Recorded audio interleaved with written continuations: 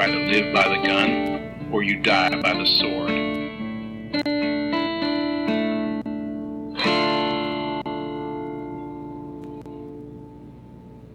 Welcome to the Good, the Bad, and the Weird podcast, MicroViews. I'm Nicho. And I'm Chris. And Chris, what's more iconic than Japan and ramen? I don't know. Maybe some other type of food. Sushi. Truly. And not just any old sushi. Zombie sushi with martial arts and even more sexism than Tom Popo. This movie had me worried when you handed it to me, because you handed it to me and you went, this isn't a living room movie. I'm not wrong there. You're not wrong, but this is significantly better than many of the other ones you've handed to me with that warning. Yeah, but to be fair, it is, that range of movies is pretty vast for you, so... That is true. This one, I am putting on the pedestal of Christine actually likes this one. This one's garbage is perfect. I loved this. If you haven't guessed it, we're continuing my weird picks for Season 6 Bingo with Dead Sushi. A fantastic reimagination of a zombie film, because this has all of the elements. Perfect timing with 28 years later just coming out, and I didn't even plan this. That is very true. And much like Tom Popo, food related. Honestly, the food also in this one looks very appetizing. Treating this food seriously a little bit. I would argue the characters treat it too seriously, and the movie treats it so unseriously that the balance really works out. Mm-hmm. Also, this is the type of over-the-top puppetry that I crave in a zombie film. And normally I crave that in, like, how we see with extra prosthetics and gore and, extras pulled in from off the streets to act like little zombies. This one does it in the most Muppety sort of bullshit way. All of the zombies are little finger puppets that have little strings and sticks to open their little zombie mouths. And I was eating it up. I loved this. Yeah, this is also, when I talked about our Maggie episode where American zombie films tend to try and play it a bit safe. Yes. Where Japan has, like, the more interesting zombie flicks, it's because of stuff like this where they take a dumb idea and they just push it as far as you can really go with it. Even a little too far. This one is so dumb.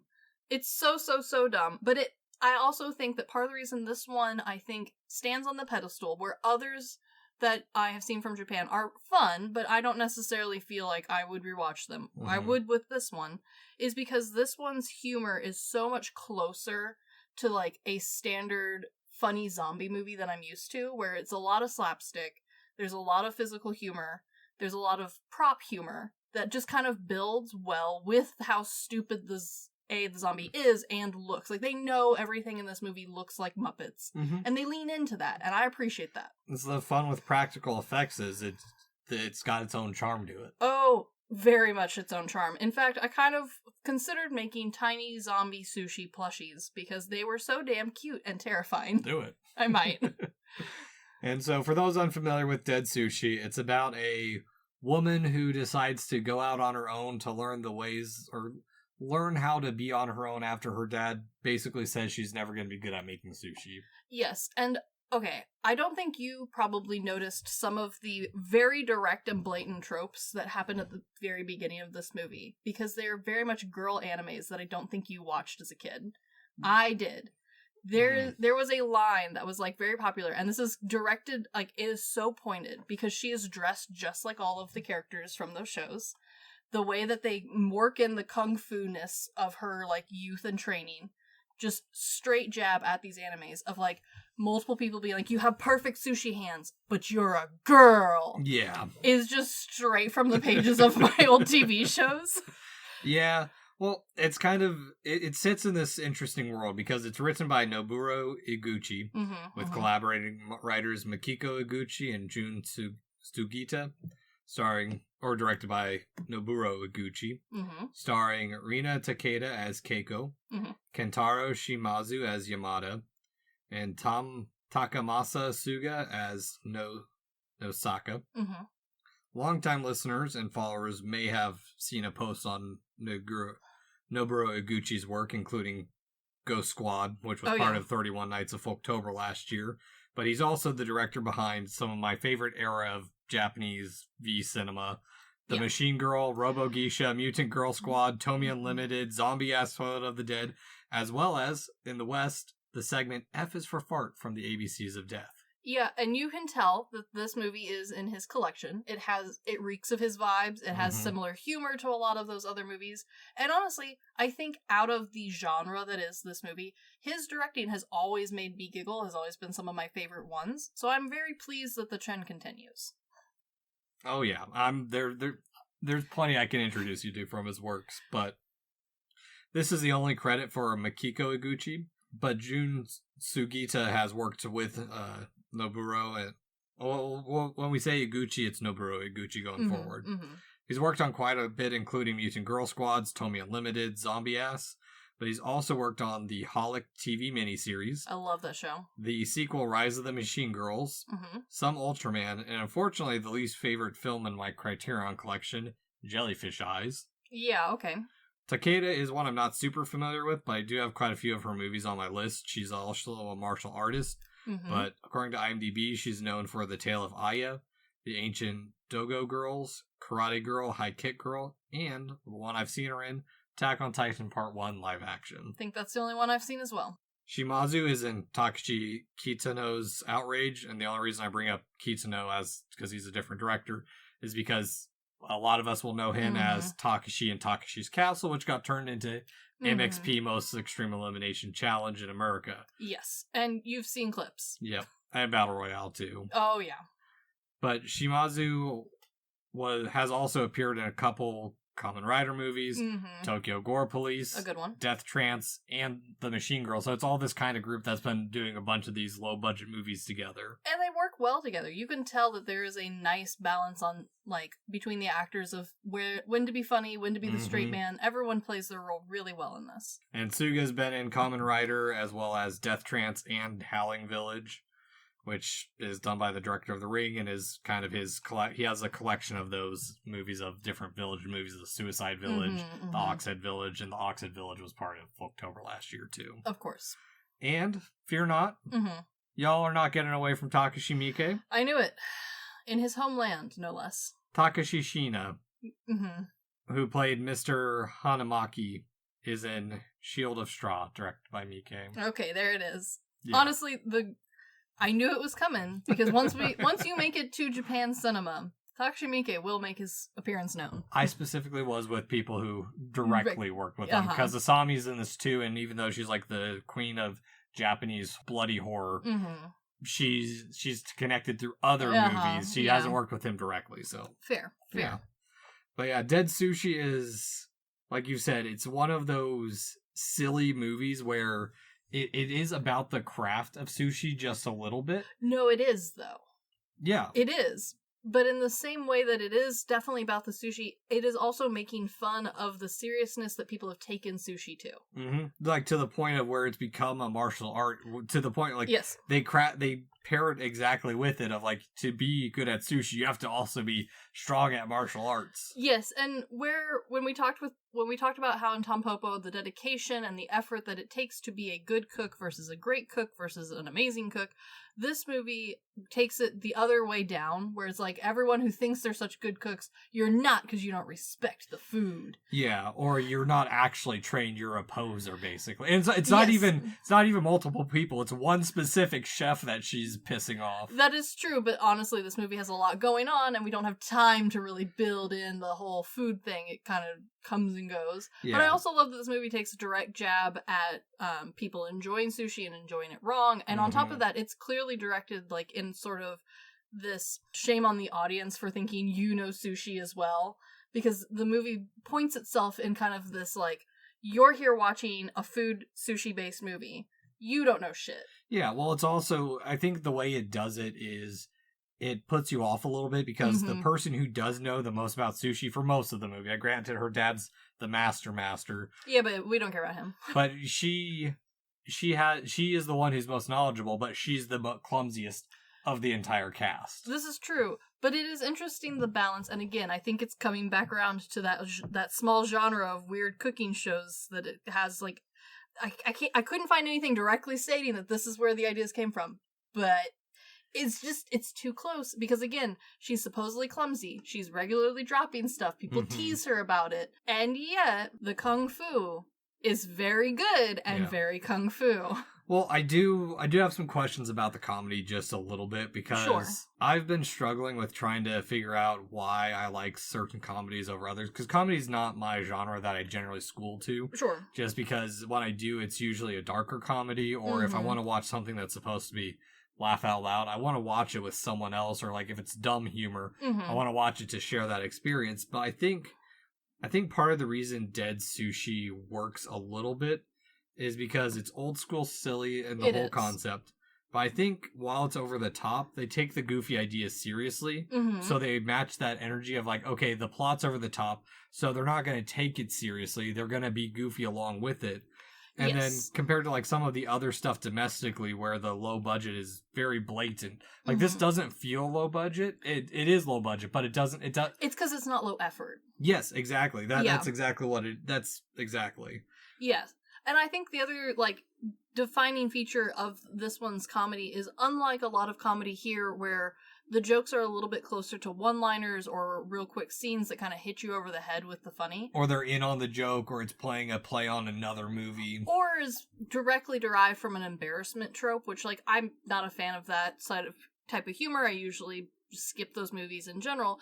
This one, even though she's clumsy, at no point is she the embarrassment is never the joke. No. It's always some gag with the sushi portion or the zombie portion, or even just a physical prop humor of like, oh, now the sushi's nunchucks. Mostly the men being perverts is the humor. Yeah, and again, coming from that anime line that, like, again, I have no proof. I could not find anywhere that the director or like claims to have been like influenced by it, but boy, the trope is there. Well, and here's the thing, too, with not Tom Popo, with Dead Sushi, is that the way it does the slapstick is it is almost anime-like, but it doesn't, it lives within the realm of knowing that it's a physical movie instead of, like, the one example I have is I tried watching Ruby. Ruby's a tough one to watch. And that's where it clicked in my head of, like, okay, this is where the translation of medium doesn't work when they tried like waving their arms like that anime style, like over exaggeration, and it's blurred between where the hands are. Yeah. When you try and do that in real life, it just doesn't work, and that over exaggeration works well in this part because they don't take it that too far. It's within its own world. Exactly. Yeah. And I mean, even then, like when it does get to the quote unquote serious moments, like the fighting and whatnot, it's just over the top, like running or like the sushi is like just taking everything out of it of like, okay, this is going to get really, really dumb so the people don't have to act smart. It's the sushi that's dumb. Yeah, and even though I know you aren't a fan of the Monty Python, I do think that the sushi plays a similar role in their style of humor where there's a constant joke, and in this instance, the constant joke is the sushi. No, I'm a fan of Monty Python. It's the stuff I'm not. So I started the Muppets, finally, like the movies. And for me, like, the humor for the Muppets doesn't 100% hit. And granted, I've only seen Christmas Carol. I think of the two I've seen, Christmas Carol is the worst because it is so serious throughout it. So the Muppets don't work well with it. But then compared to, like, Treasure Island's a gold mine. Well, Treasure Island's enjoyable because it's also being self-aware of how ridiculous it is. But it's also leaning into that ridiculous, like the Cabin Fever song. And then they're like, wait, what the hell was this? Why were we wearing these stupid hats? Yes. And I think it's interesting that you've managed to find the two most dualities of the two Muppets. Like, most people point to those as one is a Muppet movie where the human actor took the Muppets as serious actors, and the other one made himself a Muppet. Well, the humor aligns. Well, everyone told me those are the two you have to see. They are. By far they are, because the other ones, don't get me wrong, I love the Muppets. The other ones are not as good. Sorry. But I think that this movie manages to run in the same vein where having the constant humor be the actual sushi, flying zombie sushis themselves as the like constant running gag keeps the humor level up enough that I think having the weird funny bits doesn't feel jarring, and it doesn't feel like you're being taken out of the action, where a lot of like American comedies you're constantly flipping between hard action and then this funny gag. Yeah. And this one having the sushi be kind of a constant piece for almost the whole movie. Like, it's well over half the movie that there's flying zombie sushi. Mm-hmm. And they're in almost every single scene from the moment they are created. Yeah, so, like, that constant really helps the balance. And they're even there before that. But, like, that's the other thing, too, is, like, the movie does take kind of a serious commentary of wasted food and looking down on the less fortunate. And then, or people looking on people as less than human and just turning that into the goofiness of the plot of like, okay, we had this one slightly serious line, boom, zombie sushi. And again, I have no proof that this man wasn't watching a bunch of little girl TV anime shows about cooking, but like, it is like a running theme from those shows that I do wonder if maybe we weren't inspired by some of the early 90s and 2000s cooking shows of the anime world, because it's very similar theme of like, oh, well, A, you're a girl, you can't cook. B, something very silly is constantly happening. Usually it wasn't zombie sushi, I won't lie there, but like there was always some gimmick that was dumb. And then on top of that, there was always this background like, oh, you must take care of food because other people don't have it, or you can't just be snooty just to be snooty because she put a lot of love into it, so you need to eat it. Like there was always a message like that, and I kind of appreciated that this movie attempted to kind of squeeze that in there, even when it was like, maybe we were losing it because the kung fu was happening. But, like, I also didn't care because the kung fu's fun. It's, a lot of high-flying, wire-based kung fu. My favorite kind. Oh, yeah. Well, and on top of that, when it does get gory and grotesque, like, it goes full zombie into it. Like, zombies eating through a girl's guts and stuff as she's pretending to be, or she's not pretending to be, she's sushi board, which I don't get. I don't get either. I know it's a thing that people can buy. I think normally less clothing on the sushi board. I was kind of surprised that we had as much clothing as we did for that scene, seeing as this is a movie that normally this genre doesn't pull punches when it comes to nudity. No, and I mean this one really doesn't either. No, there is only 2 free nipples in this whole movie, which I was kind of surprised at. And that's the thing with this movie as well, with the sexiness and nudity of it. Like, it's there, and like it's a lot of like the sexism of the men. It is. But like, okay, this is the one thing I'll say is like, if you can handle the early 2000s sexism of like popular anime shows of the time, it's the exact same level of like, oh, she slapped his butt, ooh, he touched a boob. Yeah, like none of it is over the top, especially compared to other movies in this genre. Well, it also doesn't really try to make it about the sex. It's just like, oh, here's a nude girl in a shower or in the but she's where she's supposed to be. She's in a bath. Yeah, exactly. It doesn't push it too far, like with like something like Ichi the Killer or like Robo Geisha or Mutant Girl Squad. I would argue that this kind of puts Dead Sushi in a bit of an odd camp where it's a little bit more middle of the road, like it's a little bit more approachable to both sides of the horror watchers, because there's a lot of people who are not invested in a sexy horror at all. We don't want there to be any of that, or there's people who like, this is a commentary on the world and of people's strife, and this kind of like meets in the middle of acknowledging that there is some jokes to be had here. There's some scenes that maybe we're playing on other horror movies, but at no point is that where we're going with the gore. No. It's always the sushi that's the main focus. Exactly. And even then, like, when you talk about all these elements that it has going for it, the slight, maybe not even maybe commentary. It's more so making fun of corporate greed and how businessmen act like the Yakuza. I thought this was a really good scene to parallel to Tampopo too, because there's similar conversation happening in Tampopo with the one client who he actually knows French and has like experienced that, and yet he's the lowest member of the totem pole. And in this one, we see almost the exact same scene play out, but with very different like endings because zombie sushi. Yeah, well, also making fun of Tampopo as well. Like they're well aware they have the egg cum shot scene, but they botch it up, and they even refer to it as, "Do you want to do the special Japanese kiss?" Yes, and then they're like, "Why does anyone do this? This is disgusting." Yes, there's a lot of self-aware jokes, and while I won't say that like Dead Sushi is so much lighter and easier to watch than so many others of the genre, I do think it plays itself nicely in a more traditional horror camp sort of area that really does make it a much more approachable watch. Yeah. Well, and I think that's the other thing too, is that it makes it feel fresh and unique, just because it's not your typical. It is your typical revival of the dead. It's just instead of human corpses, it's pieces of sushi. But it's also like there's that stupid little order of the hierarchy of the sushi themselves, where the tamago sushi's bottom tier. Poor egg. Yeah. Well, and then also the egg one being reanimated makes no sense whatsoever. No, because it was never alive. Exactly. But okay. But also, they kind of know that and play on it, because then when the people become zombies, instead of frothing at the mouth or having, like, mushrooms like The Last of Us does, they've got slightly cooked rice bubbling out of their mouth.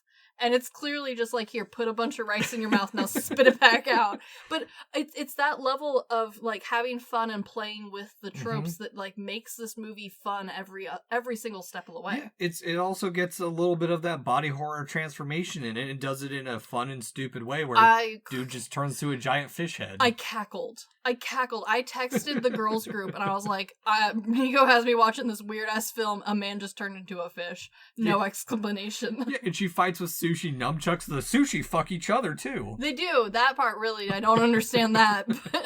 But, like, this movie knows that it's silly. I appreciate that it does ramp up in its silliness, too. Like, we don't get to man turning into a fish right away. We kind of build up to the goofiness of, like, oh, now he's a fish. Oh, now the sushi's making more sushi. And now the sushi's flying. Or, like, it like, is always yes-anding itself. Yeah. And it does feel a bit more like a fun comedy sketch, and I think that's part of the reason why I would be more willing to rewatch this one than a lot of others, even by the same director, I would say. Yeah, I mean, I've watched a good chunk of his stuff, and some of it I've watched twice. Like, I think this is like my third watching of Dead Sushi. See Zombie Ass twice, Mutant Girl Squad a couple times, Tokyo Gore Police many, many times. Sure. But, like, it like you said, it's that happy little medium of, it's just slightly too mature in some regards. Yes. But, like, high, like, if I was an adult. Which technically you are. Yeah, well, if I was an adult with kids. Yes. Maybe my senior high school kid could watch it, but like not freshman high school. Yeah, that verge of being an adult, this level of humor, depending on the person, they might find it hilarious. Yeah. Well, and I think the other thing, too, with Dead Sushi is that while it is silly, it does have that little bit of heart. Yes, and it has the right amount of gore, too. They don't pull punches when it comes to the gore, even though they do with some of the nudity and sexy scenes that, like, other movies definitely would have leaned in to get that shock factor. This one does have very gory scenes. Like, I mean, a squid goes through two people's heads. Yeah. It's pretty gory, and then they pull it back out. It's a little over the top, but it's by no means, like, so CGI'd bad that, like, you don't have fun with the gore. Well, it's also Keiko learning that she has talent, and it's just, she's been under her dad, who's a little too overbearing on her. Very true. And here's the thing that I loved the most about this movie, and it's gonna sound really stupid, but I think, especially now that I've watched a bunch of zombie films this year, is that this zombie movie has an actual end and solution to the zombie. And it's just pull out the nerves and now you can eat them. Yeah. She's now the master zombie sushi chef. And, like, it's funny. It's a great play on, like, oh, well, could there be another movie? Sure. Why not? Like, no one's claiming that they've caught all of the sushi, but they're easily contained. Yeah. No, there's a lot that it's... And I do like that you have that solution to it, too, because you're right. There is a lot of zombie movies that just end with, okay, well, humanity's screwed now. Yeah, I mean, I like the closure, and I also like a closure for a comedy film, too, not just a horror film. I hate when a comedy film's just like, and then the two comedians got married and ran off into the sunset and had hilarious lives from then on. It's like, I understand that, like, life continues after the movie. That's not my complaint. But I like that there is a true closure to this of, like, she's completed her goal of owning her own sushi shop. She's a master at a specific thing. And, like, she seems happy. And also the zombie is not that bad of a deal. No. Like, it's a wonderful closure to what is a very goofy but very gory film. But it also leaves open that if she's a master of this style of sushi, it's a problem that there's many other sushis out there. That they escaped. They didn't all get killed off. Yeah, it does kind of imply that maybe, like, there's, you know, zombie sashimi running around or zombie fried chicken running around. Like, it does open the doors for potentially an entire franchise of zombie food.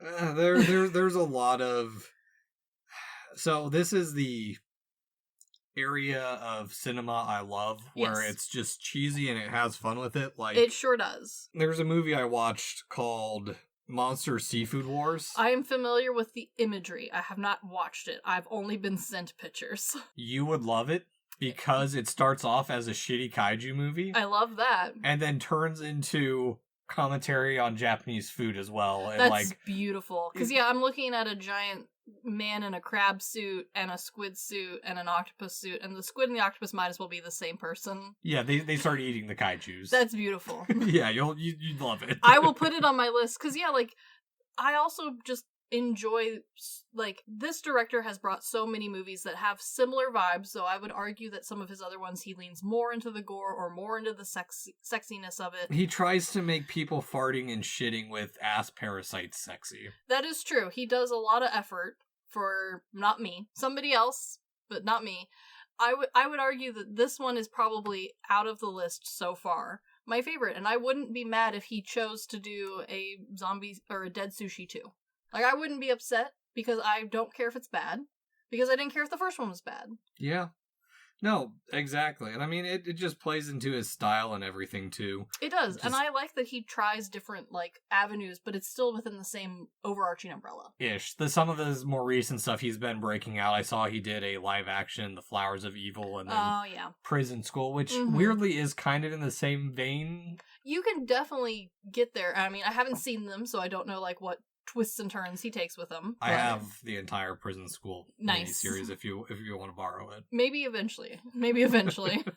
Chris, rent by streamer declined that we ever watched Dead Sushi despite having an audio recording of us watching it. For me, I would stream this. If this is available on Tubi or Amazon or something, I would watch this again. I had a great time. With that said, I am glad you gave me the warning. This is not for little eyes. There is plenty of gore. It is an actual gory film. There is just enough dirty jokes and dirty scenes to, if that's not your thing, maybe give it a skip. And titties. There is 2 titties. They're on the same person. Yeah. There's lots of titties and bras. But, with that said, if a normal horror movie does not upset you and you enjoy kind of the funny, silly horror movies, you're gonna love this. This is a hilarious film. I might even recommend it to a couple of my horror friends. Yeah. Well, luckily for everyone, it is currently on Tubi as of this recording. Huzzah, you can watch it. And even though I do own a copy of it... You do. A very silly copy, but you do own a copy. I say stream it, because while I love Iguchi's work and what I've seen, I don't particularly recommend buying Dead Sushi. It's a bit over the top, but I know the practical effects are great, even though, the CGI portions aren't great either, but that's, that's not for everyone. Sure. But it is a fun time, and if you like his other movies, this is going to be right up there for you to just at least enjoy a singular watch of it. Absolutely. I think the only exception to my rent rule would be if the director ever has a box set of 10 of his silly movies all come out together. I would buy that. Yeah. But as a standalone, stream it, but you'll have a fun time. Yeah, go watch Tokyo Gore, please, too, and listen to our review on it from way back when. Absolutely, and just like Tom Popo, maybe don't watch this one hungry. Especially the first half, where they're, making beautiful sushi. Yeah, actually, it does look good early on. Yeah, because I watched it before I made dinner. That was a mistake. I'll warn you the next time we do a food movie. I should just learn. I should just know by now. Yeah. But that's it for the end of Season 6 bingo. I hope y'all found it as tasty as we did, but we're not done with eggs yet. Prepare your gullets for space eggs, dear listeners. Oh boy. But this has been the Good, the Bad, and the Weird MicroViews. Thanks for listening. Peace.